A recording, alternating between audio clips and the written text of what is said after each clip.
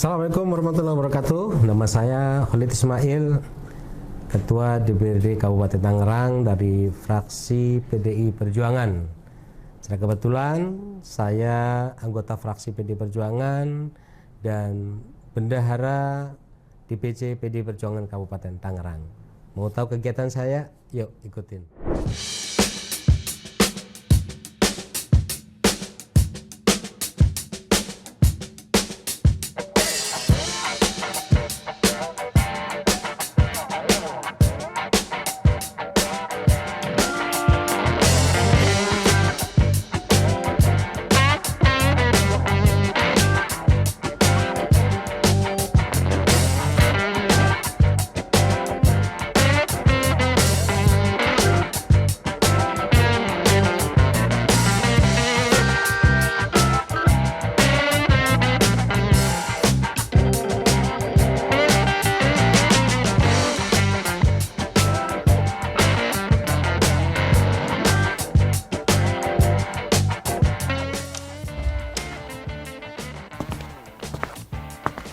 Assalamualaikum Pak Ketua. Waalaikumsalam. Mas Bro. Ya, gimana Pak Ketua? Sehat? Alhamdulillah sehat. Waduh, gimana kabar? Silakan duduk, Bro. Ya. Wah, luar biasa. Billboard besar dan kemudian saya baca-baca berita nih di Tribun Tangerang ada tulisan Ketua DPRD Kabupaten Tangerang meraih penghargaan Asia Visioner Leaders of Indonesia. Gimana ceritanya nih, luar biasa itu, nggak semuanya nih pimpinan legislatif atau anggota dewan bisa mendapat penghargaan seperti itu. Ya, tadi Mas Pro lewat. Iya, di depan itu. Ada beritanya juga di Tribun Tangerang nih. Iya. Ya, berkat dukungan, kemudian kita di ini masyarakat. Ya, dukungan semua pihak lah. Akhirnya kemarin kebetulan bulan Desember itu kita diundang sama Asian Media Seven Media Asia. Tiba-tiba memunculkan penghargaan itu, Mas Bro. Penghargaan itu. Iya. Biasa berapa tokoh tuh yang mendapat penghargaan pemimpin visioner lah? Kebetulan kemarin kalau ya ada 5 atau sampai 7 untuk beberapa pimpinan ya. Kalau untuk di DPRD ada 2. DPRD ada 2? Ada 2. Dari Tangerang, Ketua DPRD Tangerang dan satu lagi? Sama dari Sidoarjo kalau nggak salah. Sidoarjo ya? Iya, ini Sobat Warta Kota, jadi buat terutama warga Tangerang harus bangga nih punya pimpinan yang mendapat penghargaan tingkat dunia nih. Tapi bukan berarti Pak Khalid ini langsung tiba-tiba jadi ketua dewan. Saya dengar, kalau saya baca cerita-ceritanya, Pak Khalid penuh perjuangan juga deh. Dulu bahkan pernah jadi sopir angkot, ya, betul. Pernah jadi pedagang asongan, ya, dan segala macam bergelut dengan kehidupan. Bisa ceritain ini? Wah, ini Mas Bro bisa aja nih, ngupingnya bisa ini. Itu bagian dari narasi, Mas Bro. Iya. Bagian dari cerita lah, bahwa ternyata narasi itu ada sebuah karya. Jadi panjang kalau narasi sebelum menuju satu dudukan ini kan ada ceritanya. Nah, cerita jadi dulu itu untuk meraih pendidikan karena memang harus ditunjang dengan biaya yang cukup.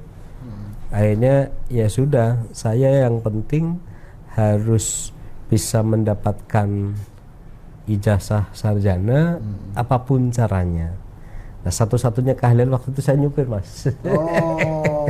Makanya nyupir angkot saya. Di Tangerang? Di Tangerang. Jurusan mana tuh? Angkot daerah mana tuh? Sampai sekarang masih ada, Mas. Angkotnya belum dihapus di rute DLAJ di Dinas Perhubungan masih ada. Namanya R11. Jurusan Karawaci, Cikokol, Pasaranyar.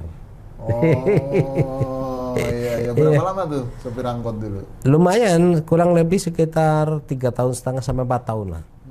3 tahun sampai 4 tahun karena memang seusia masa kuliah aja itu. Oh, iya. Jadi membiayai kuliah dari sopir angkot dari lah supir ya. angkot ya. Ini bukan dibayar orang tuanya nih, udah mandiri sejak masih kuliah nih. Iya. Jadi buat anak muda nih, sobat Warta Kota perlu dicontoh nih, ya kan? Dan terus kemudian jualan pakai gerobak segala macam itu gimana tuh?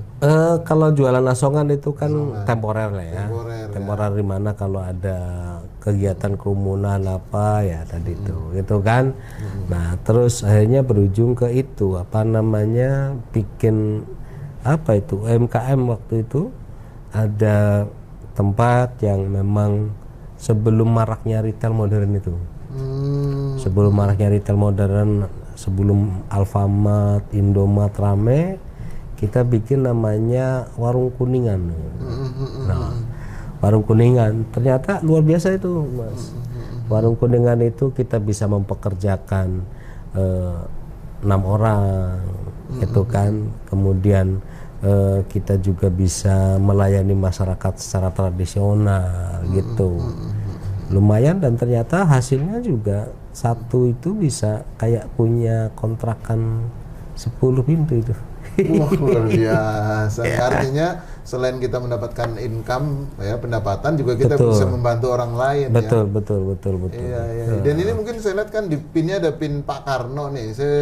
Saya baca juga di tulisan Pak Khalid ini ada salah satu ucapan Pak Karno yang menjadi filosofi hidupnya. Jadi kalau bunga mawar itu tidak perlu diceritakan wanginya, orang sudah tahu wanginya. Kira-kira apa tuh maksudnya itu? Oh iya, jadi saya ingat betul tuh di setiap itu ada filosofi yang sering diucapkan oleh Bung Karno. Bunga mawar itu tidak akan mempropagandakan kewangiannya. Jadi wanginya bunga mawar yang akan mencium dan mengatakan wangi itu orang yang lewat dan menciumnya, Mas. Iya. Jadi bukan bunga mawar sendiri yang mempropagandakan. Maka ketika saya lewat tuh pasti, ini wangi bunga apa ini? Oh, wangi bunga mawar. Artinya kebaikan itu gak mesti harus di gembar-gemborkan. Orang lain yang akan menilai dan merasakan. Orang lain yang akan menilai dan merasakan. Nah, ini juga di ajaran agama juga nggak boleh ria istilahnya. Betul. Jadi apa filosofi hidup Pak Khalid ini sekarang beliau sudah mulai merasakan sebagai ketika pada pemilu 2019 beliau adalah caleg yang paling banyak dicoblos langsung. Ada 12.000 ya? Ada sekitar 12.000. Sekitar 12.000. Paling banyak jangan-jangan itu ya? Kedua ya? Kedua. Di Tangerang? Di Tangerang ya. Tangerang. Tidak banyak orang yang bisa langsung dicoblos oleh 12.000. Dan itu pertama kali menjadi anggota dewan loh ya? Betul. Di DPRD Tangerang. Betul, Mas Bro. Jadi baru masuk dan terpilih di 2019. Gitu. Nah, tentu tadi sudah melihat Sobat Warta Kota beberapa aktivitas beliau itu hanya sebagian kecil saja ya. Nah, kita akan ngobrol-ngobrol lebih jauh tentang aktivitas beliau di DPRD Kabupaten Tangerang, apa saja dan apa saja yang sudah dilakukan oleh DPRD Tangerang sebagai lembaga perwakilan dalam menyalurkan aspirasi dan ikut melakukan pengawasan serta mensejahterakan warga di Kabupaten Tangerang. Kita akan ngobrol-ngobrol lebih lengkap setelah ini.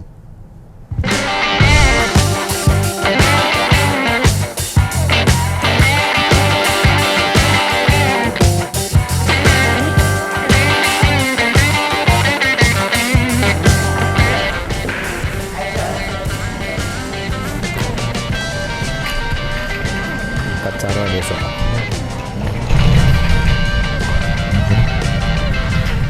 Pak Ketua, tadi kan kita udah ngobrol-ngobrol tentang bagaimana perjuangan Pak Ketua untuk sampai duduk di lembaga legislatif. Nah, kita pengen tahu juga nih selama periode Pak Ketua ini apa saja yang sudah dilakukan yang di DPRD Kabupaten Tangerang yang untuk kesejahteraan rakyat, Pak Ketua.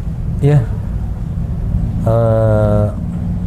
Karena memang kemarin itu kita kena COVID ya. Itu luar biasa, Mas. Iya, 2 tahun, hampir 3 tahun. Hampir 3 tahun ini. Tapi alhamdulillah dengan kita melakukan pressure terhadap bagaimana pengendalian terhadap PPKM, kemudian ekonominya ini luar biasa sehingga bisa menekan dampak kan ekonominya. Maka langsung kita ada dengan Pak Bupati, Forkopimda itu kejar gimana antisipasi terkait dengan ekonominya. Nah, alhamdulillah terus akhirnya penanganan dampak dari kesehatannya, kemudian ekonominya, ya kurang lebih sekitar 3-6 bulan ini alhamdulillah Kabupaten Tangerang sudah stabil. Stabil ya. Stabil. Padahal kan banyak pabrik-pabrik ya, kita tahu pasti kan banyak korban-korban pemutusan kerja juga di sini ya. Nah, ini luar biasa nih karena memang pas begitu kita melakukan percepatan dalam proses penganggaran, percepatan dalam proses penurunan realisasi anggaran, ini ternyata luar biasa itu. Luar biasa sekali. Yang sakit tertanganin cepat, kemudian yang dampak ekonomi karena nggak boleh berkerumun, nggak aktivitas. Nah, kita langsung ada namanya program Sibamas tuh. Apa tuh Sibamas? Pemberdayaan ekonomi masyarakat yang memang terkena dampak. Oke. Kan Dewan itu biasanya kan menggodok aturan tuh untuk mensupport kegiatan di eksekutif ya Bupati. Aturan yang sudah dibuat oleh DPRD itu apa nih untuk mendukung kegiatan? Kurang lebih itu sekitar ada 12 yang perda sudah ya. Kemudian kalau ditambah sekarang ini tambah 4 ya sekitar 16 ya yang 16 sedang mau dibahas. Nah, ini dari 12 regulasi itu yang paling kita terfokuskan itu perlindungan terhadap ruang terbuka hijau, kemudian pemberdayaan ekonomi UMKM. Ini luar biasa. Termasuk penataan retail. Oh, retail ya. Retail, betul. Untuk konkretnya apa tuh? Misalnya untuk UMKM dulu nih, karena kan Pak Ketua kan punya pengalaman juga kan. Betul, secara real nih. Iya. Membina UMKM. Karena gini Mas Bro, kalau untuk pembinaan UMKM itu pemerintah daerah bertanggung jawab terhadap keberlangsungan mereka. Maka ada regulasi yang kita kaitkan dengan perlindungan dan pengembangan. Bagaimana agar tidak tergerus dengan era globalisasi, maka perlu kita protek. Itu yang kita perlindungan. Kemudian bagaimana bukan hanya sebatas kita lindungi, itu bagaimana bisa berkembang. Nah, itu tadi, maka ada 2. Nah, ketika UMKM ini sudah kita lakukan pemberdayaan melalui kebijakan budgeting anggarannya, baru kita bagaimana agar tidak sia-sia itu anggaran.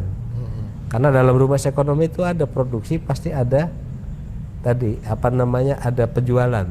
Kalau kita cuma produksi, begitu. Jadi supply demand ini kan penting dalam hubungan ekonomi kan. Nah, kita bisa memproduksi, mesti harus pandai memasarkan. Nah, kita siapkan ada namanya Perda Retail. Oh, Perda Retail. Nah, jadi perpaduan antara pedagang tradisional dan modern. Nah, perda kan sekarang dengan era digital ini kan perpaduan, Mas Bro. Jadi kadang-kadang kan mereka yang tergerus oleh modernisasi, digitalisasi, pasar-pasar warung-warung yang tradisional nih. Karena sekarang kan transaksi aja udah nggak lagi bawa uang kan. Online lah ya. Di online, digital itu Mas. Itu yang ini, dan ini kan sekarang sudah mulai ini. Nah, disitulah pembahasan tentang pengaturan jarak, kemudian masuknya produk-produk kearifan lokal yang sudah dibentuk oleh pemerintah Kabupaten Tangerang, itu kan. Nah, ini jadi masuknya itu ke arah sana nanti. Artinya juga bekerja sama dengan perusahaan-perusahaan retail besar yang ada di Kabupaten Tangerang ya. Betul. Supaya juga dia mau katakanlah memasarkan produk-produk yang lokal tadi. Dan itu mesti harus bunyi. 20% dari produk lokal itu yang mesti harus. Itu yang dihasilkan lewat peraturan daerah itu ya. Betul. Sehingga dikunci ya, perusahaan-perusahaan yang ada di Tangerang ini mau nggak mau harus menjual minimal 20% dari produk.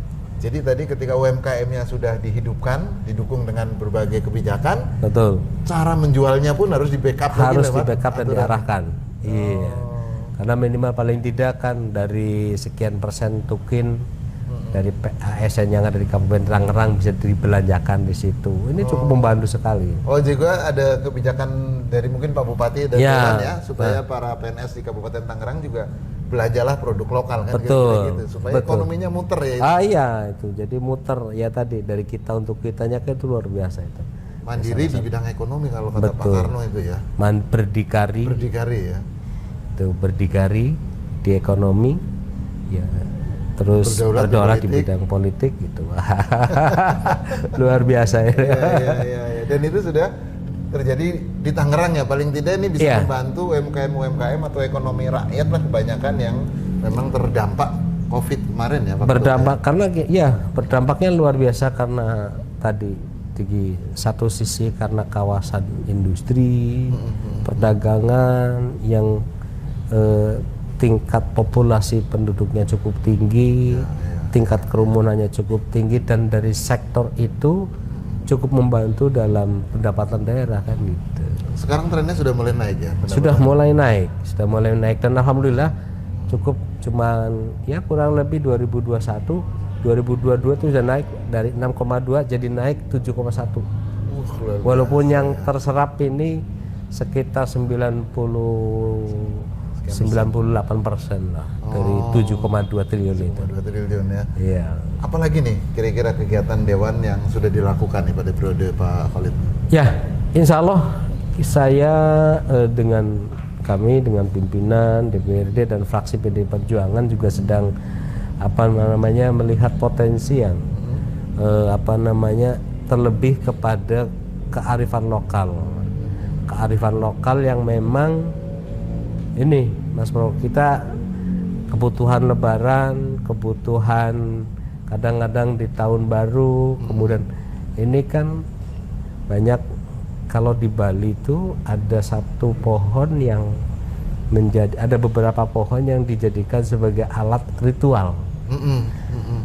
Kan itu tadi pemakaiannya cukup tinggi, tapi pertanyaannya masih bisa dikembangbiakan atau tidak. Kemudian bagaimana karena pemakaian cukup tinggi kan semakin dipakai semakin habis kan begitu. Maka mesti harus ada terobosan dari pemerintah. Nah, termasuk di Kabupaten Tangerang juga sama, melihat bahwa pertama kebutuhan tentang janur untuk pembuatan ketupat. Insya Allah untuk warga Kabupaten Tangerang hampir semuanya doyan ketupat. Cuman bahan bakunya dari janur. Nah, sementara kita tidak melindungi pohon kelapa, tidak diharuskan. Nah, ini rencana kita mau mengarah ke sana, memprotek tanaman-tanaman yang berpotensi untuk musnah. Gitu kan, untuk musnah. Maka akan dibuatkan semacam perda atau apa tuh? Ya, kita akan coba ke arah sana, tapi dengan berbagai macam ini ya. Nanti kita akan coba lihat lagi mana nih kira-kira kebutuhan pohon ya. Iya, betul. Kebutuhan pohon yang memang dibutuhkan dan dipakai oleh masyarakat Kabupaten Tangerang secara rutin. Kan itu harus kita lindungi itu Mas Bro. Perlu kita lindungi dan insya Allah kita akan lakukan terobosan. Menarik nih kalau bisa direalisasikan peraturan daerah untuk mengatur tentang bagaimana kembali menanam pohon kelapa ya. Karena pohon kelapa itu kan tidak hanya dimanfaatkan daunnya untuk janurnya untuk ketupat tadi kan, tapi juga untuk buah kelapanya, pohonnya sendiri, pelupanya dan segala macam. Nah, mungkin ada kebijakan-kebijakan lain yang akan dibuat nih, terobosan-terobosan yang dilakukan di era Pak Khalid sebagai ketua DPRD. Bagaimana masyarakat sudah mulai terbuka dan menerima serta berbaur dan beradaptasi dengan teknologi. Ini yang terpenting karena ada beberapa sektor yang masih tadi. Sektor pendidikan betul, tapi fasilitas harus kita penuhi. Karena hampir kebanyakan di dunia pendidikan ada yang dikeluhkan dengan infrastruktur bangunan, tapi lebih penting adalah bagaimana siswa itu bisa paham, mengerti secara digital dan bisa tadi. Nah, makanya ada perpaduan tentang beradaptasi dengan digital, mampu mengelola digital dan mampu menghasilkan ekonomi secara digital. Nah, ini yang akhirnya kita akan coba tadi sosialisasikan kepada masyarakat dan butuh regulasi yang pas. Saya dengar di era Pak Khalid juga banyak bantuan untuk sekolah-sekolah atau dunia pendidikan di Tangerang. Bisa disebutkan contohnya itu apa saja Pak Khalid? Ya, Jadi ini Mas Bro, karena memang ada menjelang kemarin efek dari COVID ini cukup luar biasa. Masyarakat dipaksakan untuk dengan gaya hidup baru. New normal tadi kan. Yang tadinya digital dianggap sesuatu yang biasa sehingga namanya dunia pendidikan ini masuk bagaimana Kabupaten Tangerang itu punya visi dan misi terkait dengan religius dan cerdas. Dua faktor antara religius dan cerdas ini tidak akan religius kalau tidak ada ilmu kan gitu. Nah makanya disitulah mesti harus secara ini ya tegak lurusnya, berbanding lurus lah ya, berbanding lurus. Maka di kita penyelenggara pendidikan itu ada Radisdik, ada Kemenak gitu kan. Nah kalau Kemenak ini sentralnya karena hierarkinya ke pusat, sehingga perlu ada campur tangan daerah dalam rangka untuk merealisasikan religius dan cerdasnya tadi. Makanya hampir kurang lebih sekitar lebih banyak lah kalau di Kabupaten Tangerang ini pendidikan keagamaan ini lebih banyak. Maka Pak Bupati menerapkan religius di depan itu karena memang hampir lebih banyak yang mendominasi dunia pendidikan, organisasi yang bergerak di pendidikan itu di keagamaan, kayak ke madrasah ibtidaiyah, madrasah sanawiyah, aliyah, ini lebih banyak, lebih mendominasi. Nah tapi di sisi lain ya ada juga sekolah dasar negeri, MTS dan SMP dan sebagainya, bisa dihitung. Sementara kebutuhan sarana prasarana dengan angka keluar dari siswa yang ada ini tidak memadai. Itu. Maka kita coba untuk perbaiki infrastruktur yang ada kita kasih kesempatan buat madrasah, buat untuk bisa bersaing secara sehat, gitu, bersaing secara sehat dan menggali potensi-potensi dari mereka, gitu. Oke Pak Khalid, terima kasih dengan waktu kesibukan Bapak yang luar biasa. Sama-sama Mas Bro. Ngobrol-ngobrol dan kita sudah banyak bicara tentang Pak Khalid dan juga tentang kiprah DPRD Kabupaten Tangerang pada era kepemimpinan beliau. Dan mudah-mudahan kita bisa ketemu lagi Pak Khalid. Siap, terima kasih Mas Bro. Alhamdulillah sehat selalu Mas Bro. Demikian Sobat Warta Kota dan Tribuners, bincang-bincang saya dengan Ketua DPRD Kabupaten Tangerang, Bapak Haji Khalid Ismail, SAG MM. Semoga lain waktu kita bisa ketemu lagi. Terima kasih. Assalamualaikum warahmatullahi wabarakatuh. Waalaikumsalam.